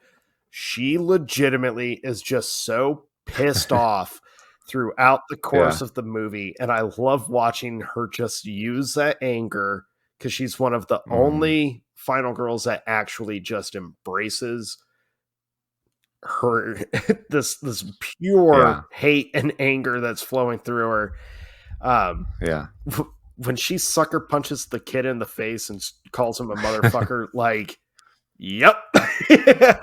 Yeah. Absolutely. And the whole way it concludes, there's not one moment in this movie that I do not love. And her character, I'm so glad she's in like 99% of the scenes because Yeah. it's perfect. She's perfect to me. I'm bummed that the movie was not as huge of a hit because I Yeah. think she would be kind of that next one up of like, we've had Lori, we've had Sydney, here comes Grace. I think it'd be hilarious now see what happens to Grace after this movie, knowing what she Yeah. knows when she's, makes it out of the mansion. It's true. But at the same time, like, I'm very happy they didn't try to overstep and try and turn it into a franchise. I feel that would completely ruin it.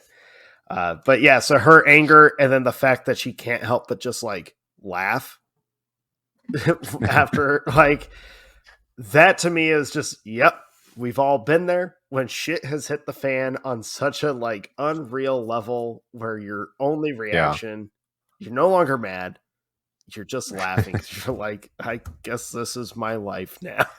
And to see her hit that point is awesome. Oh, love this movie. I love that character. I love Samara Weaving.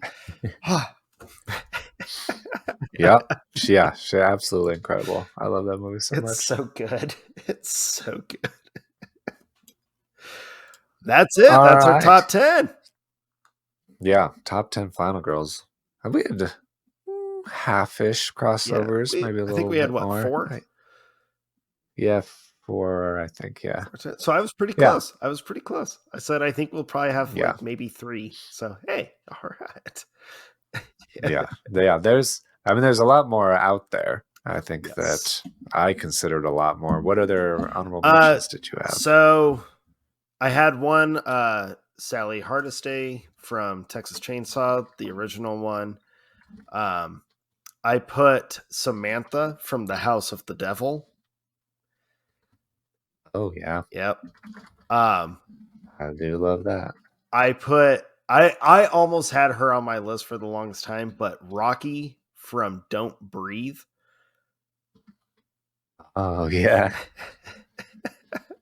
that's a pretty fucked up movie. That's a But yeah, super I know what fucked you're up talking movie. And then one, I actually wanted to ask you your opinion on this one, about. Okay. especially after our both of our lists, and both of our lists have very strong women who just are tenacious. They figure out a way to survive, um, Yeah. and they do it. They just kind of confront what they need to. So there was one final girl that I kept seeing show up on all of these other lists online when I first started prepping. All right, and I was like, Hmm. oh yeah, she's a good one. I mean, she's technically not the last survivor, but Yeah. she's a good one. And then I rewatched the movie and was like, oh, but her final decision kind of fucks up this whole thing. I know exactly what you're talking about. And it's the exact reason she's not on my Thank list. you. Okay, so I originally wanted Dana Polk to be on my list, but From I Cabin in couldn't the put her Woods. on Yep. because I was like, she kind of like doesn't do anything good at the end. She doesn't do anything good at the end. So my reason, I completely agree with you. I think I had her initially. I was like, she's an obvious one, of course, Right. because the movie puts her in that trope. Mhm. They're like, you are the final girl, and just like they do with everybody else, you are the jock, you Yeah. are the nerd, even though that's not really who they are. You are the stoner, all these things, and so she gets put in that trope, but she doesn't do like final girly things. Yeah. Like she doesn't really fight anybody. She doesn't really survive. She doesn't really do anything tenacious that much. And so that was the main reason I had to bump her down, because she doesn't do a lot in that movie. She makes it to the end of the movie, but then yeah, she also makes the decision to choose choose to die so that the whole thing, the whole premise of the movie will end, Yeah. and the whole horror genre will end. And I'm like, that's not really a final girl thing to do. That's kind of That's more of counterproductive, a, guys. yeah, I don't know what that is. That's something else. So I didn't have her on my list. Yeah. I was curious to see what your opinion of that would be because I was like, it was really interesting. Yeah, She was on so many final I girl believe it. lists. And I was Yeah, like, when I rewatched Cabin in the Woods, I was like, man, she's really like, she's a good character, but she's not. She yeah, doesn't do anything like throughout the movie. She pouts a lot. Um, yeah, she kind of yeah. like, She runs away from the people being murdered, I guess, yeah, mostly. and then she gets her ass handed to her on the dock. But Yeah, um, yeah, yeah. but yeah, So yeah, she survives more or less until she decides not to. So that just not didn't count, I yeah. think. So what are your honorables? Um, the ones that we didn't talk about already, I would say uh, Lily Crane from Psycho, classic. The She's sister? a final girl. No, the main girl, the Psycho girl. She doesn't live. Well, she's like, She dies okay. halfway through. No, the am I thinking of the wrong thing? Okay, so I didn't rewatch Psycho, but I feel like She gets I murdered in a shower halfway through the movie. no, I know that. Yeah, you're right. That girl. Maybe I am thinking of the sister then. I Googled her, Her but I didn't sister watch the movie. survives, but her sister Yeah, never she actually survives. interacts with Norman. No, but she survives till Psycho 2, which I'm sure nobody has ever I've never seen. seen Psycho 2. Yeah, the younger sister is the one I was thinking of. Okay. Yeah. Anyway, moving on. Uh, I was like, in my mind, I was replaying Psycho. I was like, yeah, that sounds like a good one to include, but I admittedly didn't rewatch it. So Sarah Carter from The Descent, Yeah. obviously. I enjoyed Tree Gelbman from Happy Death Day. I enjoy the first Happy Yes. Death Day. Yes. I was disappointed by the sequel. but the first one I thought was really fun, and it's a interesting combination of Groundhog's Day and horror Yeah. movies. I am all for Happy Death Day. That first one, the second one I don't hate. Like, it's got its moments, but they definitely try too hard in it. But Yeah, that first one is very enjoyable. I like just yeah. the fact that they lean into the comedy of it is what makes that movie Mhm. work. Yeah, I think they kind of lost what made the first one Yeah. work. Like you said, whether they were trying too hard or trying to recreate it and couldn't catch the magic. I don't know what it was, but yeah, the first one's great. So the first one's fun. And then Clear Rivers from Final Destination. She's a different kind of final girl because you don't really expect her to be the final girl. She doesn't have the visions that the main character, quote unquote, main characters have. But I think that makes her an even better final girl because she figures it out. She pays attention. She goes to the extreme by the second movie to avoid death coming for her. And so she's pretty awesome. I like Final Destination. I'm a big fan of that franchise. I love that whole franchise. It's so fun. It's so fun. So yeah, there you go. All right. Final This Girls. one was so much fun watching, and it was funny to me because, like, normally the spooky seasons or they come up, and I have my tradition where October 1st hits, I do 31 days straight horror minus what we have to watch for the show. And this year is a little different because I started prepping for our spooky season Halloween style episodes like a month in advance. So my daughter's already even made a comment of like, "Are you gonna keep watching scary movies?" And I was like, "Yep." Yep. She was just like, "Oh God." I was like, "Yep, yeah, we're No going." reason not to. By the time November gets, I'm gonna look at her and be like, "All right, I think I'm ready for some some wholesome family right." fun. Which should time out great because we'll start getting into our wholesome episodes at that time. So I'll have a healthy kind of if you say so. decompression. Although you call it healthy, some people call it something else. True. I think it's true. cool. One like of the it. first like ones that we have to like watch headed out of spooky season into our holiday season is Neither, and not That's feel true. good at all. But it's a good movie. Yeah, I'm glad we have 3 episodes of happy, pleasant nostalgia afterwards to recover from. Yeah.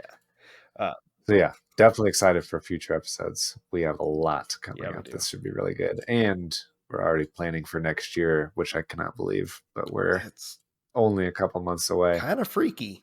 It is super freaky. But well, tell us your favorite Final Girls. And if you disagree that any of the ones we chose are Final Girls, which I don't know how you could do, we're obviously right. But in case you did, we're always open to questions and comments and debate. Yeah.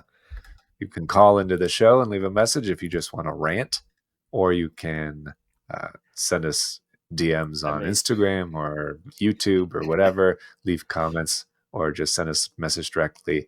And we might bring it up on a show if it's relevant, especially if you send us a voicemail. We'll play it and comment on it.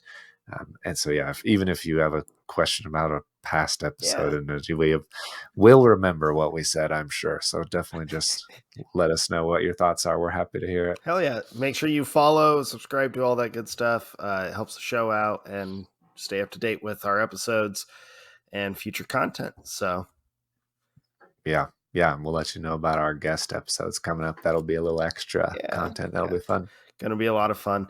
Thank you guys so much. We appreciate you. Go enjoy the movies. Yeah. And we'll see you next time. All right.